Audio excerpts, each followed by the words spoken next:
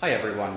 Today we're going to graph sine and cosine as well as transformations of these two functions. So let's recall the graph of sine and cosine. So if we wanted to graph y equals sine of x, one period, let's graph one period here. Recall from the course that the period of sine of x, is 2 pi, which means that the length along the x-axis for this function to make one full cycle is 2 pi. So for sine of x, I start at 0, and then I go on the x-axis 2 pi, and I know that in this distance it will make one full cycle of the function. I know for sine of x, we remember from the course, that the amplitude is 1. Remember that the amplitude of a trigonometric function is going to be the distance from the middle of the function up to a peak or a valley, or half the distance from the peak to the valley. So if the amplitude here is 1, it means that starting at the middle here, it's going to go up to 1, and down to -1. To sketch this, we're going to use a method of using 5 points. And we'll do this in all of our problems today. We're going to get 5 points. And to get these 5 points, well, we already have 2 of them here, right? 0 and 2 pi. To get the other points, we'll always use period divided by 4 to get the other points. To get the other points, we're going to use period divided by 4. So the period of sine of x is 2 pi. 2 pi divided by 4 is equal to pi over 2. And this gives us the spacing for my other points. So let's see how to do that. Well, I know that one of my points is going to be 0. The next one's going to be pi over 2. We're going to step along in units of pi over 2. The next one is pi over 2 plus another pi over 2, which is pi. Oops. The next one is pi plus pi over 2, which is 3 pi over 2. And the next point is 3 pi over 2 plus pi over 2, which is 2 pi. So using this period divided by 4 idea allows us to find the step length in order to find our 5 points. And this will be useful for us. So with sine of x, we know that from the course, it starts at 0, and then it goes up to 1 at pi over 2, because sine of pi over 2 is 1. Then it's back down to the center line at pi, because the sine of pi is back at y equals 0. Sine of 3 pi over 2 is -1, so we have our valley here. And then we're back to the center line at 2 pi, so that sine of 2 pi is 0. And this gives us one full cycle. And so now we can connect the dots, and there's our graph of sine of x, just like we remember from the course. We notice that I've just graphed one period, but it goes on and on forever in both directions. Yeah, this is cycles infinitely often. In fact, let's recall what the domain is.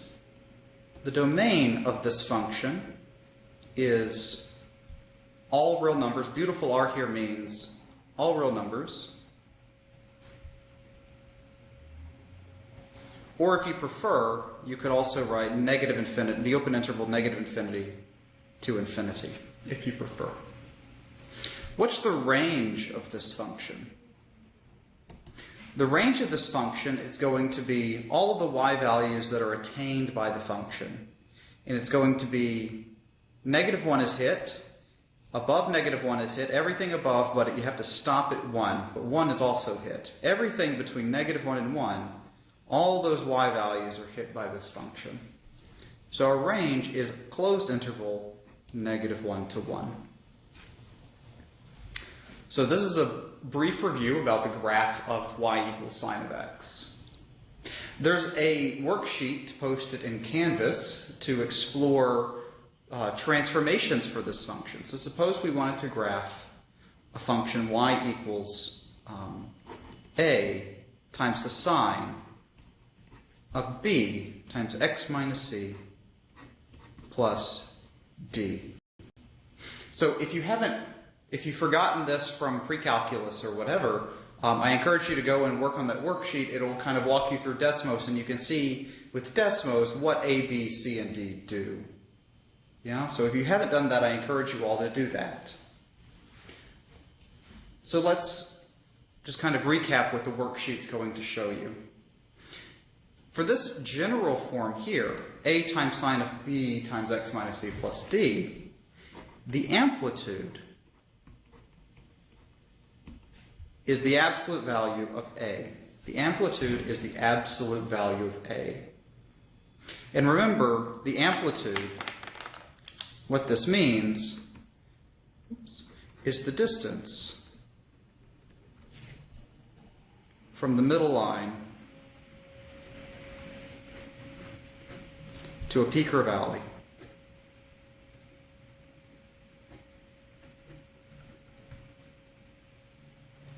That's the amplitude. We have that if A is negative, it's a vertical flip about the x-axis.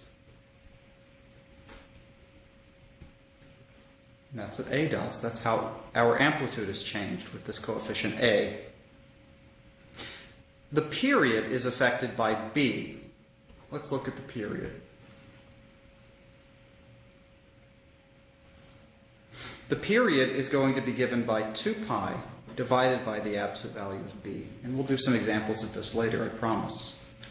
And remember the period here, oops, where's this marker? The period is the x distance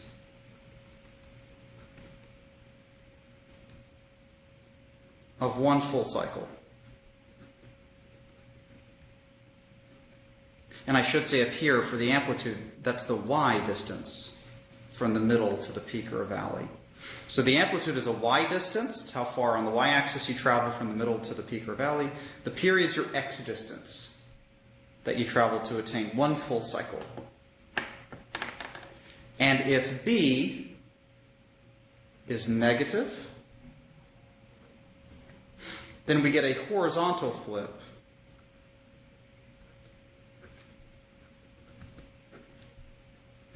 about the y-axis.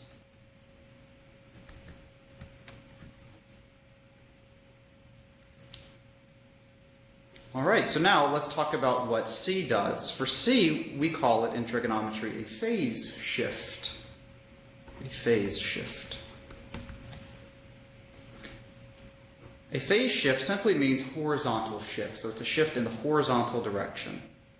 So we travel to the right if C is positive, and we travel to the left, oops, if C is negative. And we have a vertical shift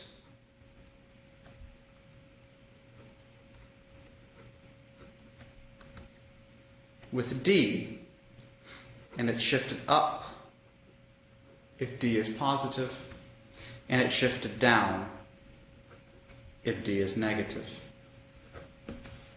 And this is a brief summary of these transformations for this function. What's really important, and a lot of students make a lot of mistake here, is that these definitions of what A, B, C, and D do to the function depend on this specific form. So it's a movement to the right if C is positive, but notice I've written it kind of funny as x minus c. So really, you have to be really careful. This special form is x minus c. So if you see x minus 1, that's a shift to the right by 1, even though you see a minus sign. What's really also important is that this b has been factored out. The coefficient of x is 1, and I factor out b to make sure that the coefficient of x is 1. If you don't factor out b, you will get it wrong. You'll probably get the period correct, but your phase shift will almost always be incorrect, and it will lead you to the wrong graph.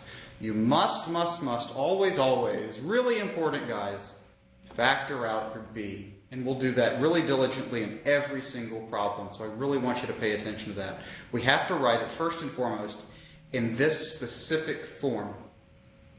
There are other ways to do these problems in the way that we'll do it in these videos, in the way that I do it in class. If you have another way that you want to do it, that's okay. I'm going to present one way. You get to decide how you want to do it. But just be sure that it is consistent with what we're doing in the videos and make sure that you get the right answers. You can always check your work with a calculator, with Desmos, but you won't always have it, of course, on a quiz or on a test. So be sure that you can do it by hand, but please check your work whenever you need to. All right, so let's apply these. Let's do some problems. Let me get myself oriented again.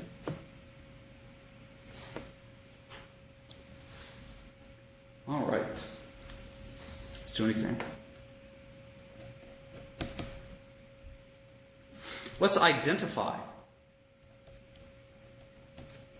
the transformations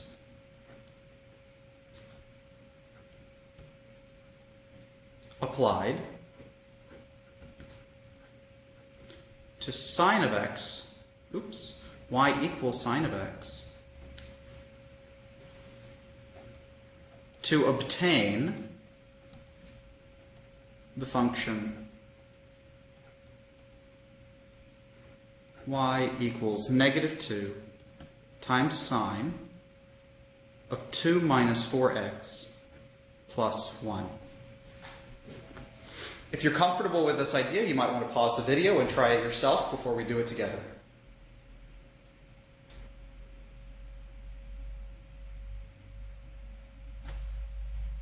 All right, so first and foremost, what do we do in every single problem? It's really important. I can't emphasize it enough.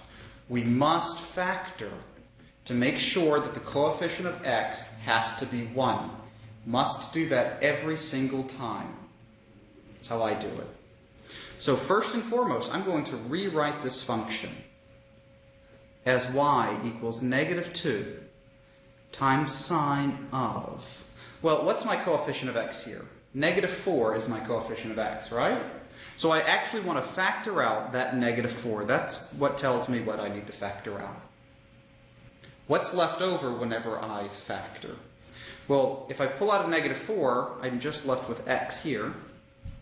And now I need to ask myself the question, -4 times what gives me +2? And that should be -1/2, right? And then my +1 carries down. And let's make sure that we're okay with this. -4 times x is -4x. -4 times -1/2 is +2. So we're good. That's a good factorization. And now we're in business with this. What's the amplitude of this function? It's the absolute value of a, right? So that's just 2, which means that the distance from the middle of the function to the top or bottom is 2. And we'll graph it in a second, but let's just write down the transformations first. What's the period of this function? What's the period? Well, remember the period is going to be the period of sine, which is 2 pi, and we divide it by the absolute value of b. So what's the absolute value of b here? It's 4. And 2 pi over 4 is pi over 2. My phase shift,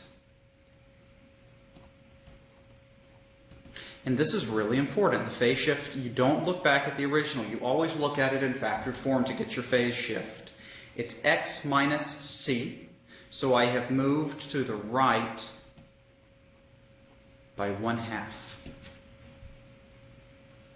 And what's my vertical shift?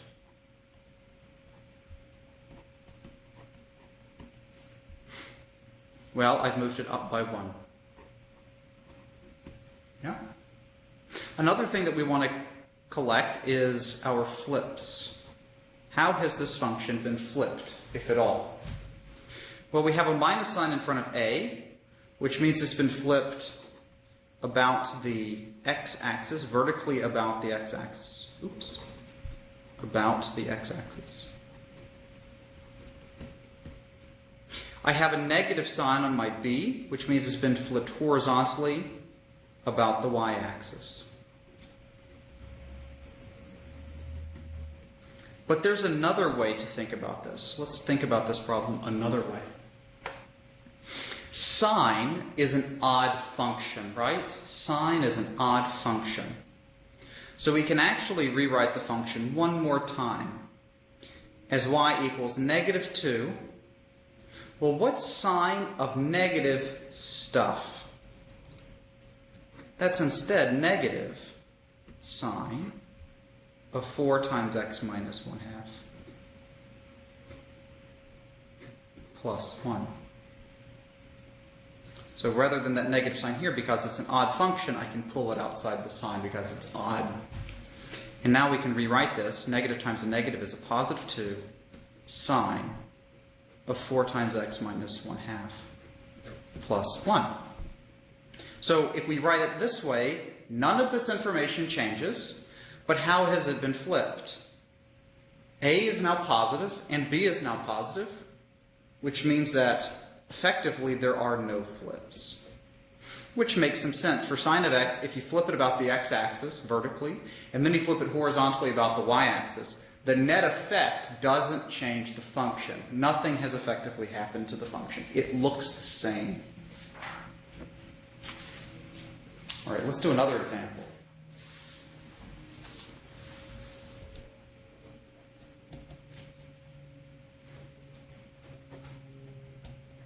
Write an equation of a function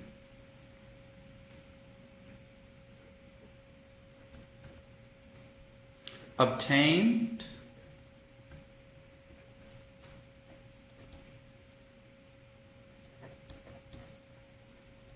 by applying the following transformations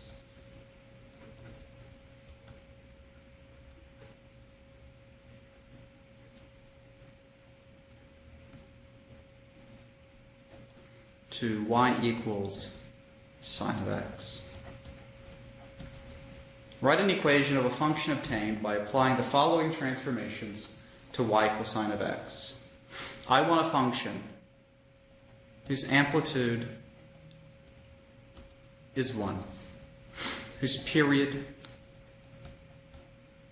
is 3, whose phase shift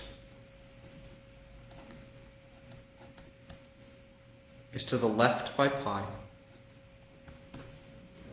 and whose vertical shift is down by pi over 2. So I want to write an equation of a function obtained by applying these 4 transformations to the function y equals sine of x. Oh, and I also want, one more. Let's flip it vertically about the x-axis. Sorry about that. Let's apply these 5 transformations. Amplitude 1, period 3, phase shift, left pi, vertical shift, down pi over 2, flip it about the x-axis. You might want to pause the video and see if you can do this yourselves.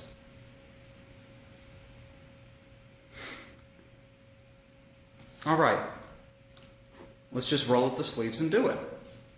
We have y equals, well, the amplitude's 1, but I flipped it vertically about the x-axis, which means my coefficient is negative 1. All right. Now, the next thing that I need to figure out is my b. How do I get that from my period? I know that the period is 3, and the period is always 2 pi divided by the absolute value of b, and that better be 3, right? Can we solve for b now? Yeah. This means that the absolute value of b is 2 pi divided by 3.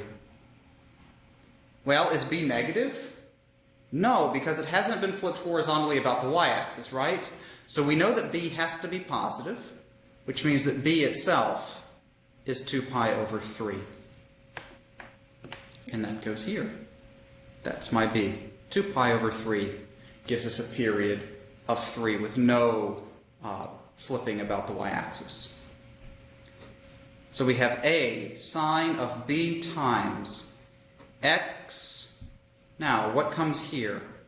It's been shifted to the left by pi, which means it's going to be minus negative pi. Right? Because it's x minus c. C is, you move to the left if c is negative. And now it's down by pi over 2, so it's minus pi over 2 on the outside. And if you want to rewrite this, you can as negative sine of 2 pi over 3 x plus pi minus pi over 2. This is a perfectly good answer. All right, let's do another example.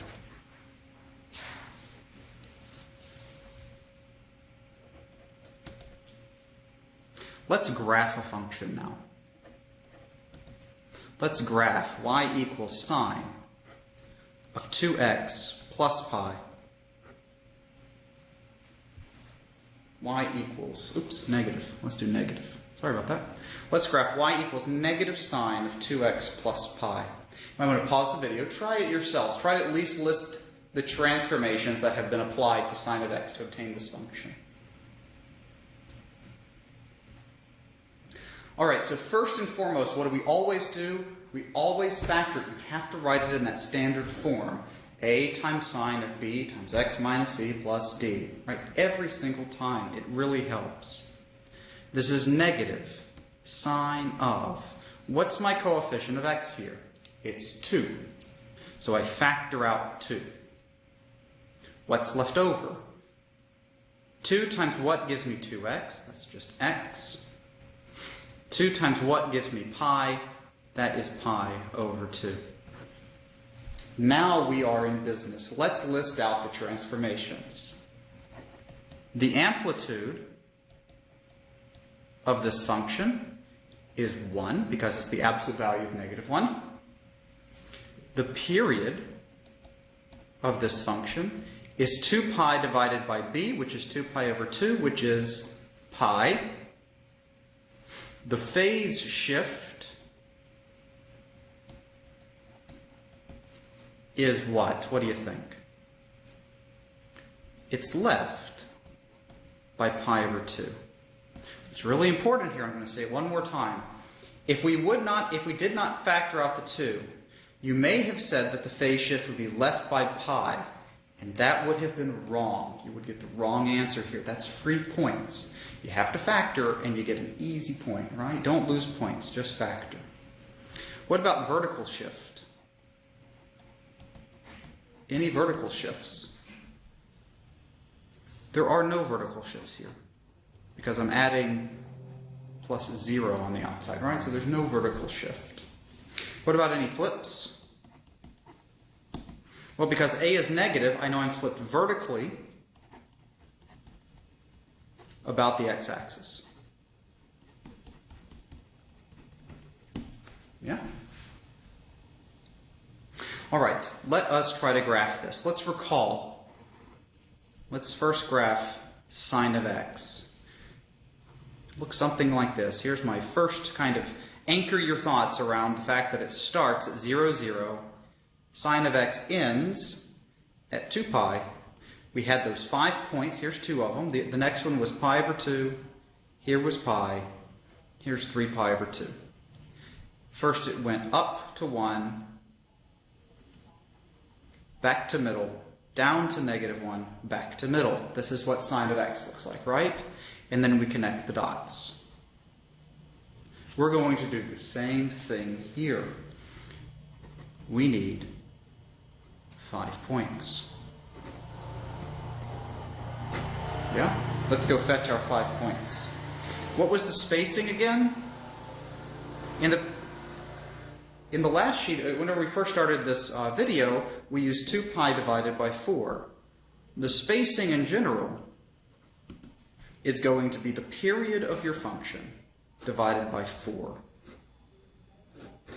This is your spacing, period divided by 4. So what's the period of this function? It's pi.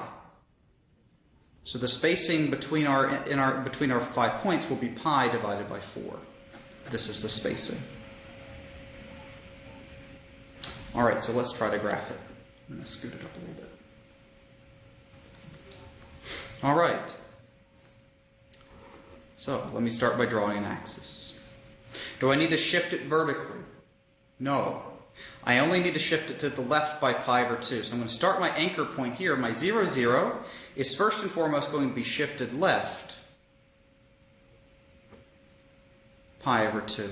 So we start off at negative pi over 2. Here's my anchor point. And I'm going to finish where? I'm going to do one full cycle and finish off over here. And what's this point here? What's the distance between negative pi over 2 and this point here? That distance is pi. So I take negative pi over 2 plus pi gives me pi over 2. That's where my function will finish. What are these other points? The spacing is pi over 4. So we start at negative pi over 2 plus pi over 4 is negative pi over 4. The next point is negative pi over 4 plus pi over 4, which is 0. The next point is 0 plus pi over 4, which is pi over 4. The next point is pi over 4 plus pi over 4, which is back to pi over 2, and it works. All right, so what's our amplitude? We want to go up to, from the center here, which is y equals 0, we want to go up by 1 and down by 1. So just like the regular sine function, we're going to go up to 1, down to negative 1. All right, and now we kind of put our sine graph on top of it. I need to flip it. So rather than going up first, it's going to go down to negative 1 first, because I flipped it about the x-axis. So first it goes down to negative 1, and then back to middle at 0, and then up to 1, and then back to middle. And now we connect the dots. And this is one period of this function, negative sine of 2 times x plus pi over 2. We can get something else out of this. What is the domain here? This is one period here, so remember it kind of extends on and on for forever, right? So what's the domain of this function? Not just what I graphed, but the entire function. The domain is all real numbers, or if you prefer, negative infinity to infinity, right? What's the range of this function? Well, I haven't shifted it, have I? So the range is still negative 1 to 1. All right, let's do another example. Let's do another example.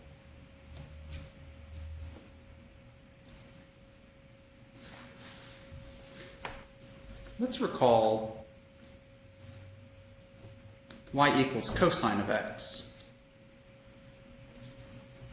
Y equals cosine of x looks like the following. We start off at 0. We finish at 2 pi because the period of cosine of x is still 2 pi.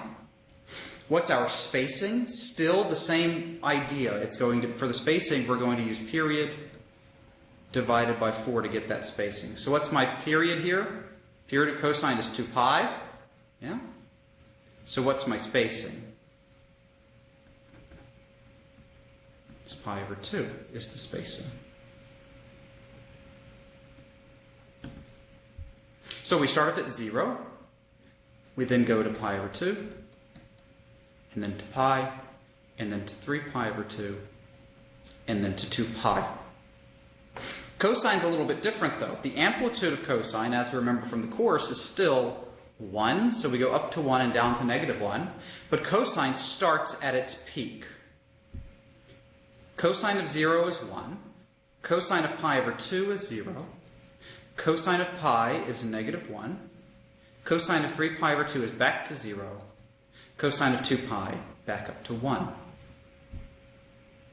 And now we connect the dots, making a nice smooth wave, right? And again, just like in sine, this is just one period, but it continues infinitely often, cycling infinitely often in both directions.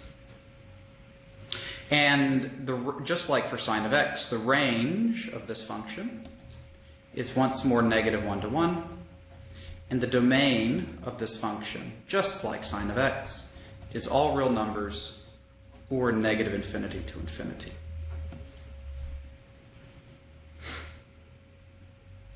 So let's do an example with this little guy. Example. Graph one period of y equals 3 times cosine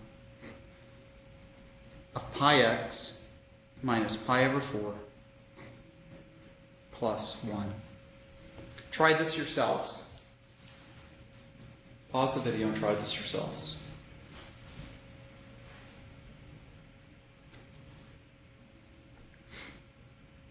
All right, so first, just like with sine of x, we're going to list out the transformations. It's a helpful exercise. But to do that, what do we first have to do every single time? We must factor, right? Have to factor. So we're going to rewrite this as 3 times cosine of pi times, because that's my coefficient of x, right? So we're going to factor out pi. Well, what's left over? Pi times what gives me pi x? That's an x. And now pi times what gives me negative pi over 4? That's negative 1/4 plus 1. And now we're ready to go. The amplitude is 3. Yeah. The period, what's the period now? The period is the original period, which is 2 pi, divided by the absolute value of b. What's the absolute value of b? It's just pi. So what's 2 pi over pi? That's 2. What's my phase shift? Oops.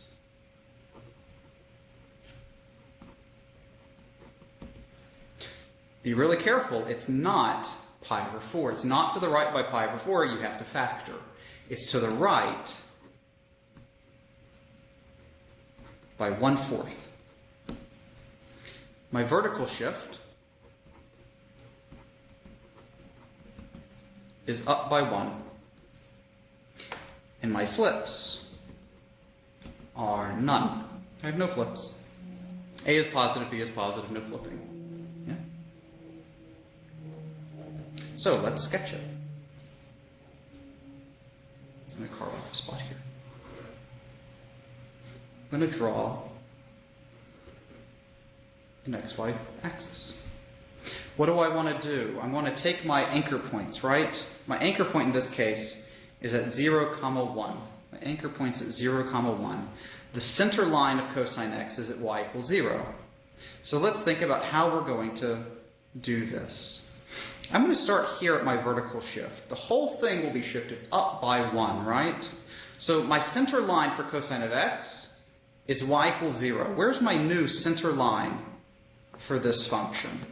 If I shift up 1, it shifts up to y equals 1. So my function is actually going to be centered about y equals 1. Now, my amplitude is 3, so it goes up 3 and then down 3 from this center line. So if this is y equals 1, how far up will it go? It goes up from 1, but then it goes up 1, 2, 3. So it actually goes all the way up to y equals 4.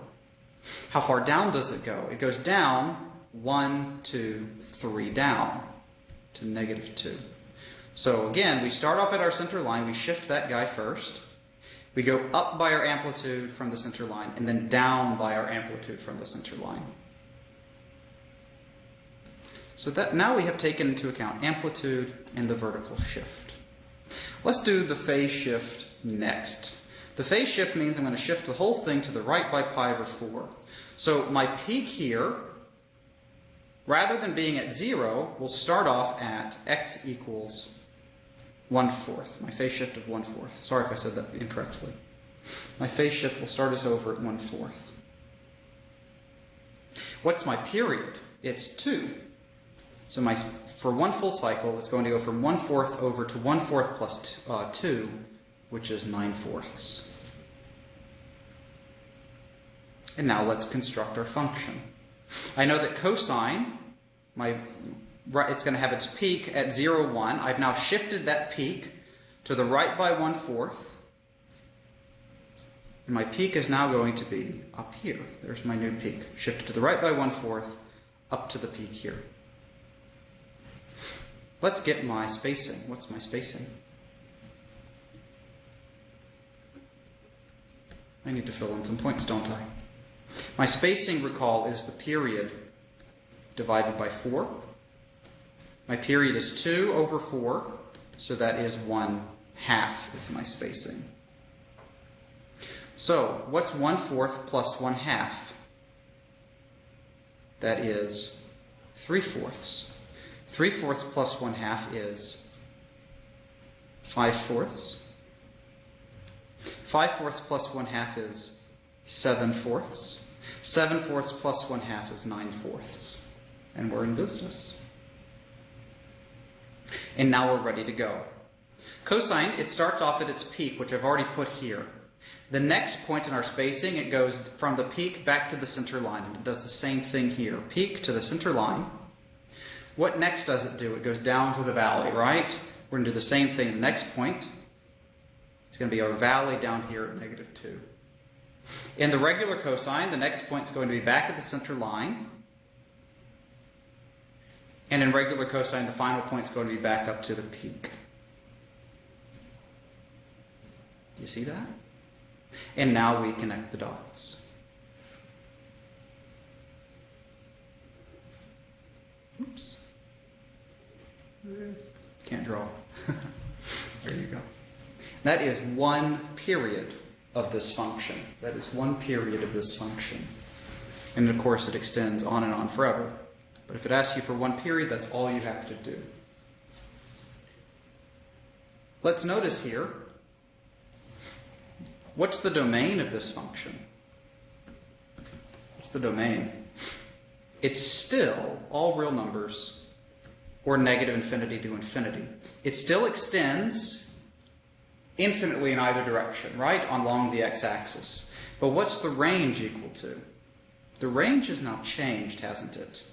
It goes down to -2 and it goes up to +4. That's my new range. You might notice something interesting here. How did we get the range? The range is this -2 here. Where did this point -2 come from? It's the vertical shift minus the amplitude, isn't it? Yeah? This lower bound -2 is obtained by taking your vertical shift and then subtracting the amplitude. Where did this 4 come from? You start with the vertical shift and then you add the amplitude, don't you? So in general,